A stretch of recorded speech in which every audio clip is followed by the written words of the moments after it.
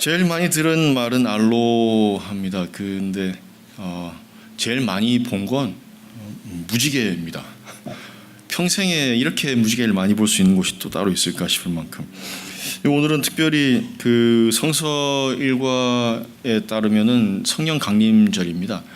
우리 옆에 계신 분들하고 성령 충만하세요 하고 한번 인사해 볼까요? 성령 충만하세요. 예, 성령 충만하세요. 예. 예.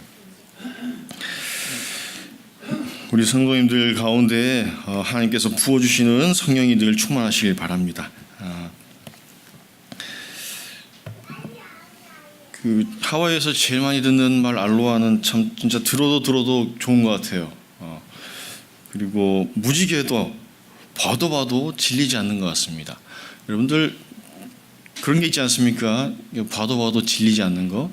여러분의 어린 자녀들, 여러분의 배우자들 볼 때마다 가슴이 떨리고 뭐 결혼 10주년이 되고 20주년이 되고 30주년이 되고 볼 때마다 가슴이 떨리고 그러실지는 모르겠습니다만은 자녀들 볼 때마다 가슴이 두근거리고 설레고 그러죠.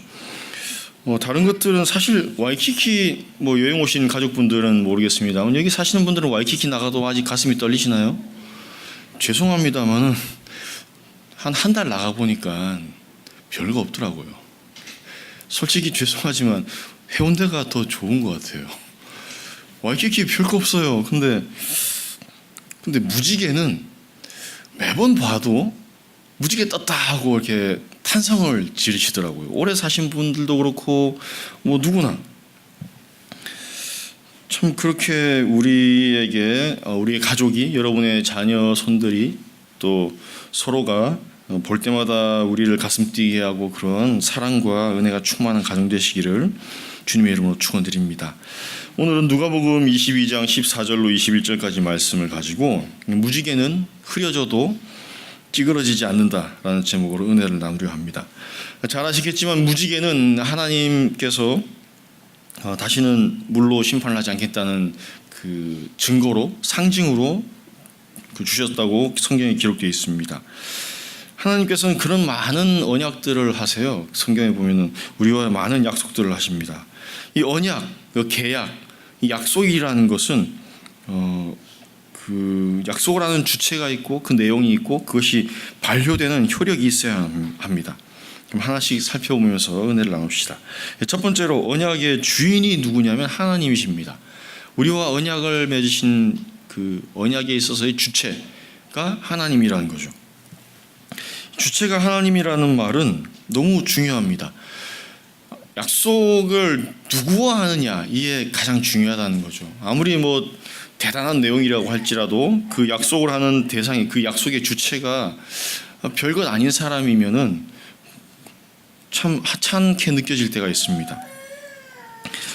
우리의 일상도 어쩌면 이런 약속의 연속입니다. 누구와 언제 어디서 만나서 어떤 일을 하고 어디로 갈지 모든 것이 다 약속으로 이루어져 있다는 거죠. 지금 우리가 예배드리는 이것도 약속이지 않습니까? 주일 이 시간에 9시에 여기 모여서 약속한 대로 예배를 드립시다 라고 약속이기 때문에 우리는 이 시간에 모이는 것입니다. 아주 작은 일상에서부터 큰 일에 이르기까지 모든 것이 다 약속으로 이루어져 있습니다. 왜냐하면 우리가 하나님의 약속으로 만들어졌기 때문에 그렇습니다. 우리는 처음부터 하나님의 그 언약, 그 약속 안에 들어있는 존재들이었습니다. 창세기 1장 26절 보시면은 하나님이 이르시되 우리의 형상을 따라 우리의 모양대로 우리가 사람을 만들고 그들로 바다의 물고기와 하늘의 새와 가축과 온 땅과 땅에 기는 모든 것을 다스리게 하자 하시면서 약속을 하십니다.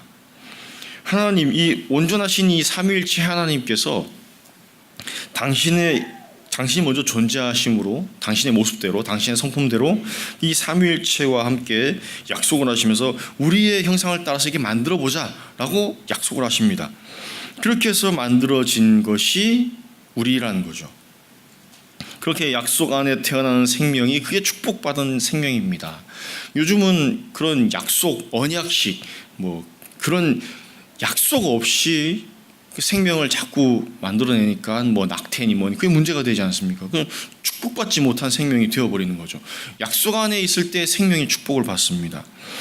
생명을 가지고 이 태어나는 그 귀한 그 약속의 열매들, 오늘 뭐 약속의 열매들 우리 어린 아이들도 많이 있지만은 얼마나 사랑스럽습니까? 이 아이들이 약속을 하고 자 이렇게 귀한 자녀를 낳자 하고 허락하신 그 귀한 자녀를 만났는데 그럼 태어나면 끝이냐? 그게 아니라 이 어린 아이들에게도 매일매일 계속되는 일상의 약속들이 필요합니다. 요엘서 2장 23절 말씀 보시면은 시온의 자녀들아 너희는 너희 하나님 여호와로 말미암아 기뻐하며 즐거워할지어다. 그가 너희를 위하여 비를 내리시되 이른 비를 너희에게 적당하게 주시리니 이른 비와 늦은 비가 예전과 같을 것이라. 아멘. 이 요엘 선지자가 받은 이 말씀의 포인트는 뭐냐면 비를 주시겠다는 거예요. 하와이에서 비가 뭐 귀한가요? 매일 비가 와야지 무지개가 뜨는데 그 비를 주시겠다는 겁니다. 너무 일상적인 이야기. 근데 이 일상의 이야기를 만약에 전쟁 상태, 그 패전에서 나라를 잃고 민족이 망한 그 상황에서 생각을 해보면 이 일상이 일상일 수 있냐는 겁니다. 누가 그 전쟁의 폐허에서 비를 기다리고 수확의 철을 준비를 하겠냐는 거죠. 결코 그런 일은 일어나지 않을 것입니다. 그러나 일상이 지켜진다면, 일상이 회복된다면 그 일상이 일상일 수 있는 것이 바로 은혜라는 것입니다. 우리 아이들에게도 너무나도 일상이 필요합니다. 뭐 아침에 일어나야 하고 젖을 먹여야 하고 다이퍼 갈아줘야 되고 젖 먹은 다음에 트럼도 시켜줘야 되고 이게 다 우리 아이들 안에 하나님께서 약속하시고 언약하신 대로 만들어주신 그 리듬에 따라서 모든 것이 이루어져야만 건강하게 자라갈 수 있다는 겁니다. 하나님은 한 생명뿐만 아니라 그 생명을 태어나게 하시는 것뿐만 아니라 그 생명이 일상을 살아가며 장성해 갈 수 있도록 그 언약 안에서 그 모든 생명들을 지키신다는 거죠. 그 일상을 회복하리라는 하나님의 약속의 말씀을 요엘 선지자에게 줍니다. 하나님의 은혜로 우리 성도님들의 일상이 늘 회복되시기를 소망합니다. 이 일상이 회복되어야만 우리가 그 다음에 하나님의 영을 받을 수 있습니다. 요엘서 2장 그 뒷부분 28절부터 보시면은 그 잘 아시는 익숙한 구절이 나와요. 28절 29절에 그 후에 내가 내 영을 만민에게 부어주리니 너희 자녀들이 장래일을 말할 것이며 너희 늙은이는 꿈을 꾸며 너희 젊은이는 이상을 볼 것이며 그때 내가 또 내 영을 남종과 여종에게 부어줄 것이다. 일상이 무너진 상태에서 주시는 게 아니라 일상을 먼저 회복시키시고 그 상태에서 하나님의 영을 그 백성에게 부어주신다는 겁니다. 일상의 영을, 하나님의 영을 일상이 회복된 다음에 부어주신다는 이 말에 그 하나님이 주체라는 게 확연하게 드러납니다. 성령이 다른 데서 오는 게 아니라 우리를 에너지 넘치게 하고 우리에게 새 힘을 공급해 주는 게 다른 곳에서부터 오는 것이 아니라 하나님으로부터 부어지고 주어진다는 것입니다. 위에서 부어지는 방향성을 가지고 그것을 주시는 수평적인 에너지의 방향을 가지는 거죠. 이렇게 전방위적으로 이 에너제릭하게 에너지 넘치게 힘 넘치게 활력 있게 살아가게 하는 그 힘의 근원이 바로 약속의 하나님이시라는 겁니다. 이 약속의 영 성령을 받은 사람들, 그 사람들이 바로 하나님의 백성이고 그리스도인들입니다. 그럼 우리에게 이 약속이 지금은 어떻게 되었는가? 두 번째로 예수님께서 이 언약들을 새롭게 갱신해 주십니다.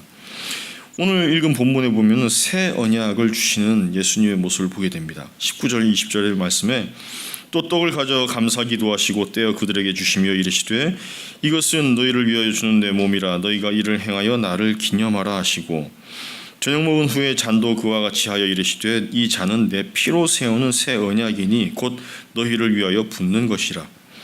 아멘. 이 잔을 들어 축사하시며 예수님의 피로 세우는 새 언약식을 가지십니다. 이 새 언약, 예수님의 피, 예수님이 생명을 걸고 하신 이 새 언약은 뭐냐면은 바로 하나님이 주신 그 언약을 새롭게 하시면서 그 새롭게 하시는 것이 구원의 소식을 이루시는 그 성령의 약속입니다. 누가복음 11장 9절 말씀에 내가 또 너희에게 이르노니 구하라 그리하면 너희에게 줄 것이요 찾으라 그러면 찾아낼 것이요 문을 두드리라 그리하면 너희에게 열릴 것이니 구하는 이마다 찾을 것이요 찾는 이마다 찾아낼 것이요 두드리는 이에게는 열릴 것이니라. 아멘.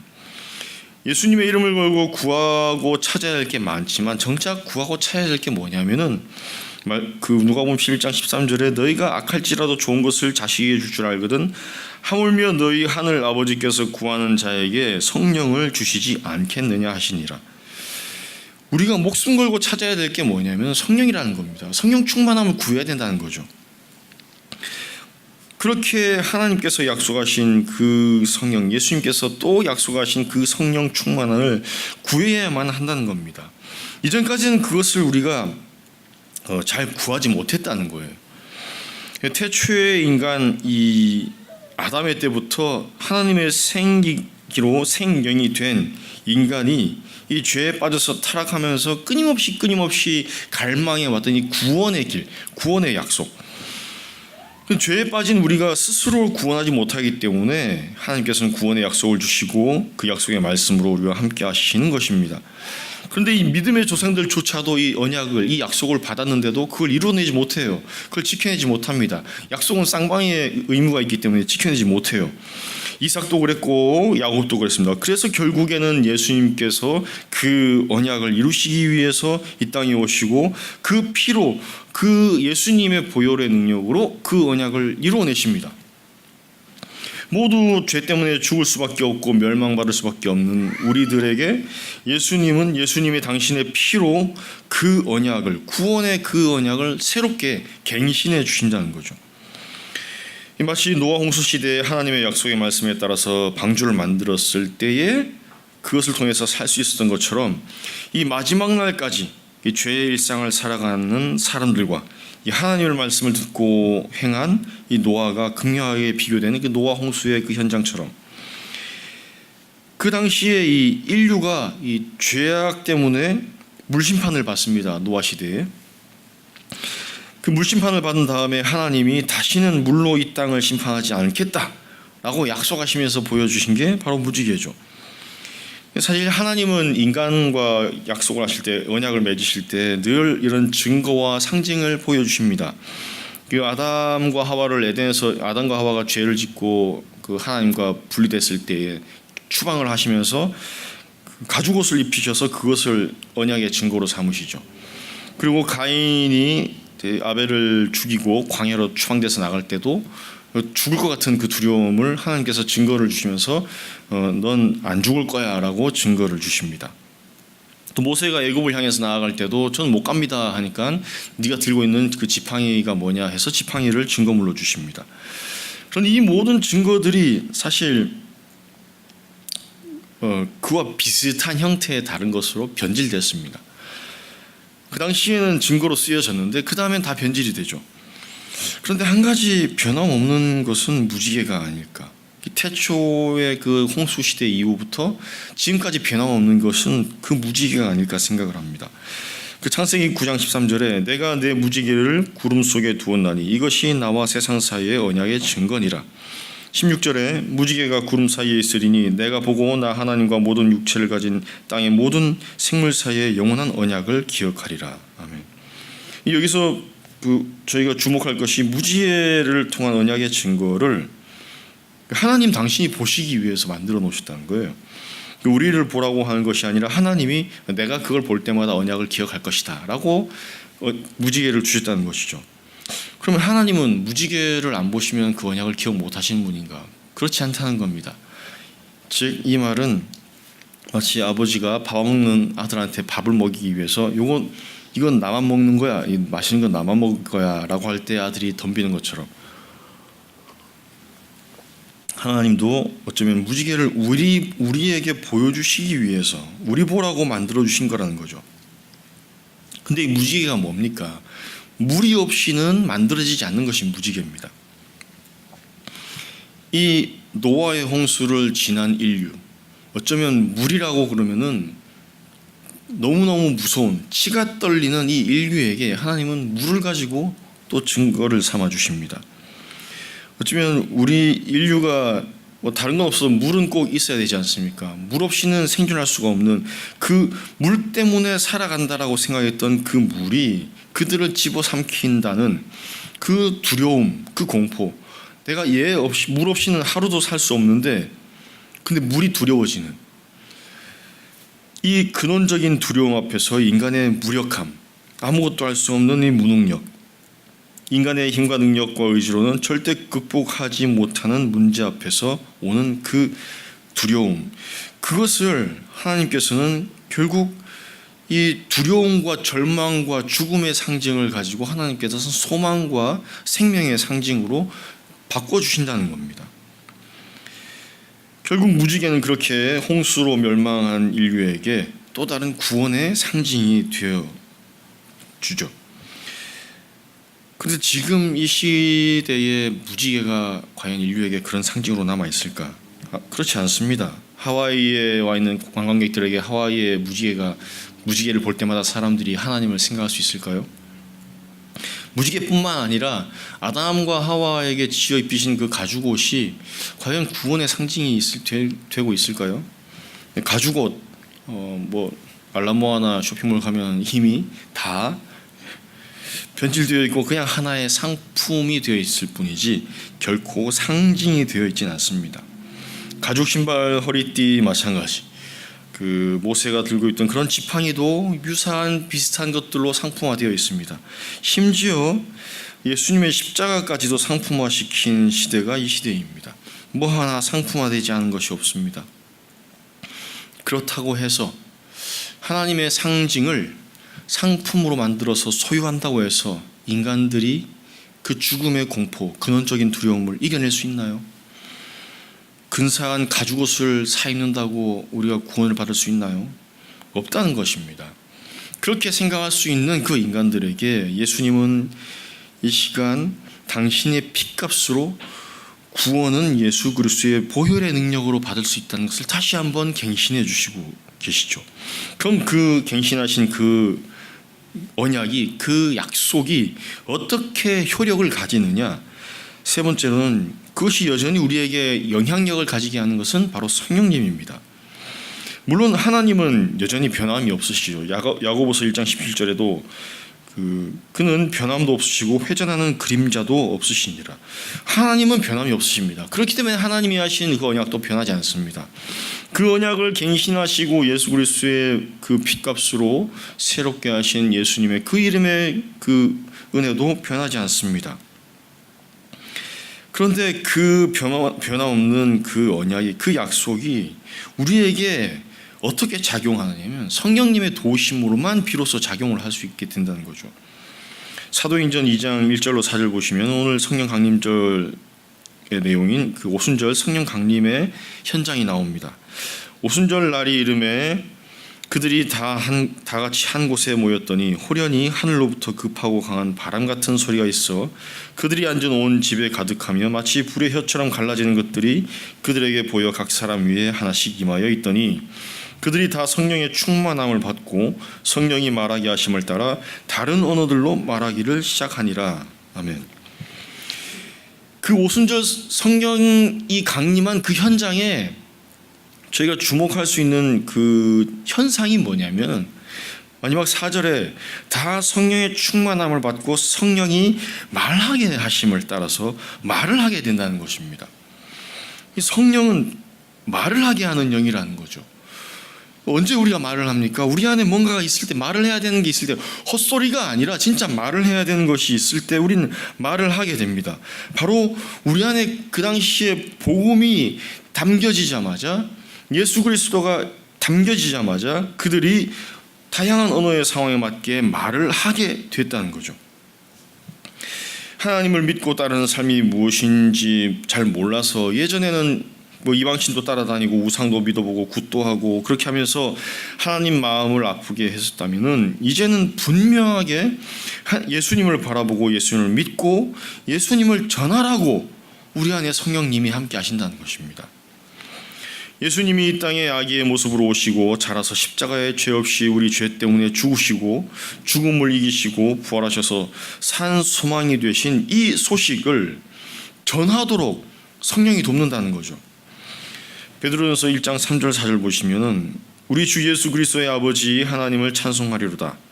그의 많으신 긍휼대로 예수 그리스도를 죽은 자 가운데서 부활하게 하심으로 말미암아 우리를 거듭나게 하사 산 소망이 있게 하시고 썩지 않고 더럽지 않고 쇠하지 아니하는 유업을 있게 하시나니 곧 너희를 위하여 하늘에 간직하신 것이라. 아멘. 죽음의 두려움을 이겨내고 새로운 소망을 가지고 살아가게 된 사람들, 그 사람들이 바로 우리 그리스도인들이라는 것입니다.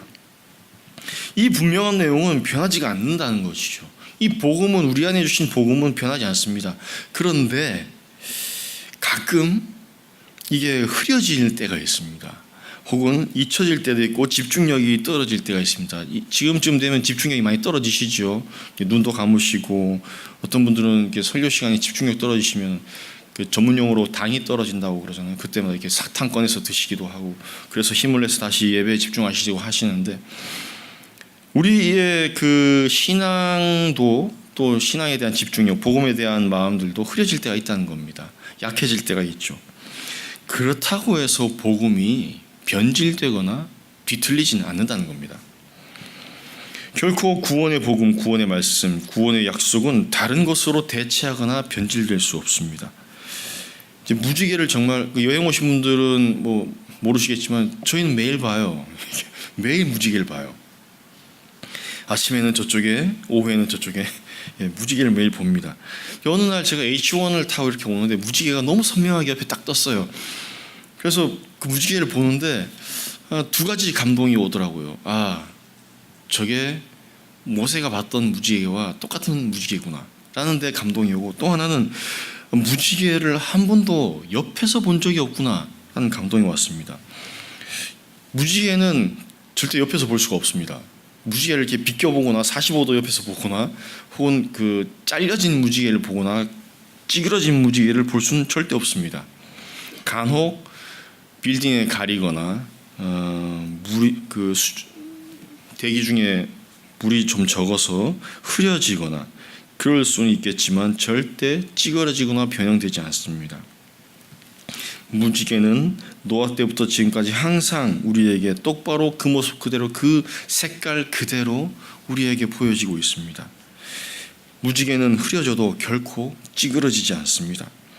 하나님의 말씀은 우리에게 잊혀지거나 우리의 집중력이 떨어져서 잘 집중 못할 때도 있지만 결코 찌그러지지 않습니다.